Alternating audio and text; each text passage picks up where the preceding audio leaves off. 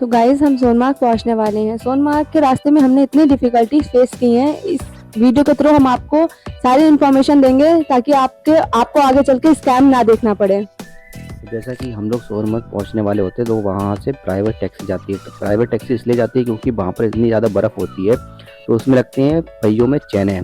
तो फिलहाल हम लोगों ने कर ली, क्योंकि वहाँ आप जाएंगे तो जो टैक्सी वाले होते हैं उनकी यूनियन होती है, वो आपसे लड़ झगड़ेंगे, लेकिन आपको वो कुछ नहीं करना, साइड में आके खुद ही डील करना है। क्योंकि कोई बताएगा 14,000, कोई बताएगा 13,000, लेकिन आपको कम से कम रखना है, क्योंकि जितना कम रखेंगे उतना ही बेनिफिट आपको मिलेगा, नहीं तो आपका स्कैम बहुत तगड़ा हो जाएगा। आप जितनी बार्गेनिंग कर सकते हैं आप उसी टाइम कर सकते हैं, लेकिन एक बात का ध्यान रखना, आपको जब वो ग्रुप में खड़े हो तब आपको नहीं जाना है। आपको बाय वन जाकर उनसे इन्फॉर्मेशन लेनी है, रेट लेना है, तभी आप उसी डिसीजन पे आइएगा कि आपको बैठना कहाँ पर है। आप जिस हद तक जा सकते हैं वहाँ तक बार्गेनिंग कर सकते हैं। वो तो आपको डायरेक्ट ही बोल देंगे कि हम आपसे 12,000 लेंगे या 10,000 लेंगे, बट बार्गेनिंग आप पर डिपेंड करती है कि आप कितना कर सकते हैं या आप कितना ज़्यादा डील कर सकते हैं उन्हें।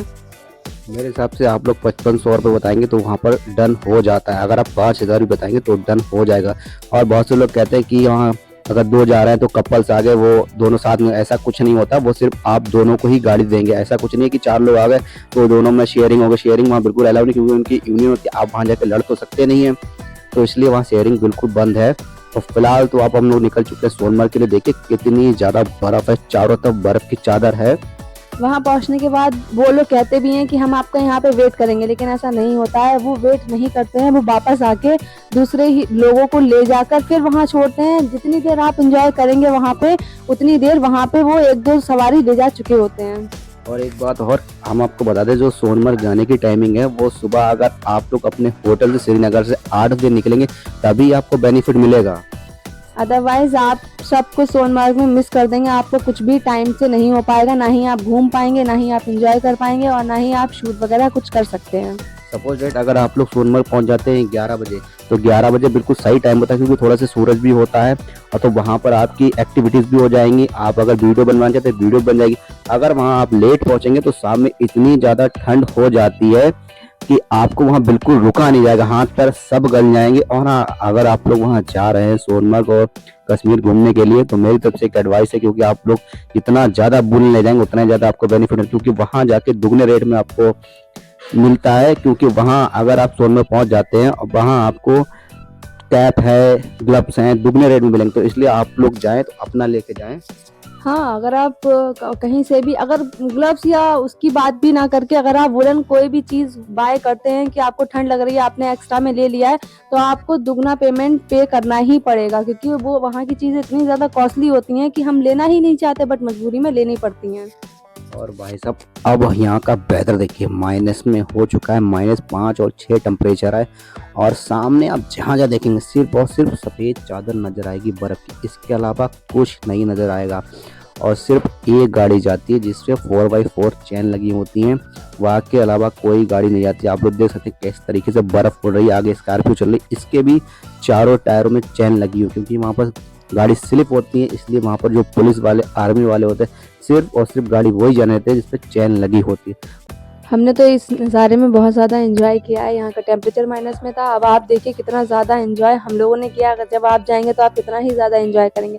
वहाँ पे पहुँचने के बाद सबसे पहले हम लोगों ने शूज़ बाय किए थे, रेंट पे लिए थे, बाय नहीं किए थे। रेंट पे लेने के बाद हमने उसको चेंज किया। अपने शूज़ उनको ही देने होते हैं, वो बाद में हमें रिटर्न कर देते हैं।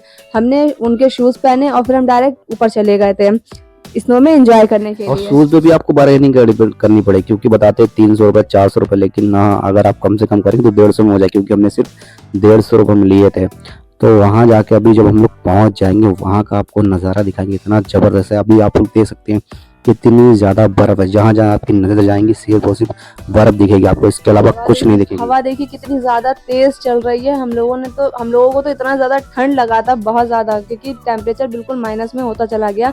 हम जितना पास जाते जा रहे हैं उतना ही ठंडा मौसम वहाँ का होता चला जा रहा है। वेदर तो बहुत ज़बरदस्त आप लोग देख सकते हैं। मतलब जो ऊपर अभी कल ही मतलब स्नोफॉल हुई है, तो आप लोग ये रोड है ना, इसे देखिए पूरी वाइट है। यहाँ पर सिर्फ और सिर्फ ये बर्फ़ ही दिखेगी, इसके अलावा कुछ नहीं। हाँ, और ट्रैफिक भी लगता है, तो इसलिए मेरा मानना है कि आप लोग यहाँ श्रीनगर से 8 बजे निकलेंगे तो ये आपको बेनिफिट मिलेगा। अगर आप लेट जाते तो कोई फ़ायदा नहीं है जाने का, ना कि आप घूम पाएंगे, कुछ नहीं कर पाएंगे। क्योंकि वहाँ पर स्नोफॉल हो जाती है तो सब कुछ रूट बंद हो जाते हैं। तो सही टाइम निकलने का 8 बजे, तो आप लोग 8 बजे निकलेंगे तो आप सोनमर्ग पहुँचेंगे 11 बजे। 11 बजे पहुँचने के बाद आप पूरा एंजॉय कर सकते हैं शाम तक, और 4 बजे वहाँ से वापसी करेंगे तब भी आराम से आ जाएंगे, क्योंकि अगर लेट पहुँचेंगे तो वहाँ पर बड़ी दिक्कत हो जाती है। कुछ लोग तो हमने ऐसे देखे थे कि हम रिटर्न आ रहे थे 4 बजे, हम शाम में रिटर्न आ रहे थे, लेकिन वहां से लोग 4 बजे सोनमार्ग के लिए जा रहे थे। अब ये सोचिए कि 4 बजे वो जाएंगे तो वहां पे एंजॉय क्या ही करेंगे, बल्कि हम लोग सुबह मॉर्निंग में 8 बजे निकल गए थे, है ना। हाँ 8 बजे निकल गए थे हम लोग, तो वहाँ पर पहुँच गए थे 11 बजे के आसपास, क्योंकि ट्रैफिक भी था तो आराम से हम लोग पहुँच गए थे।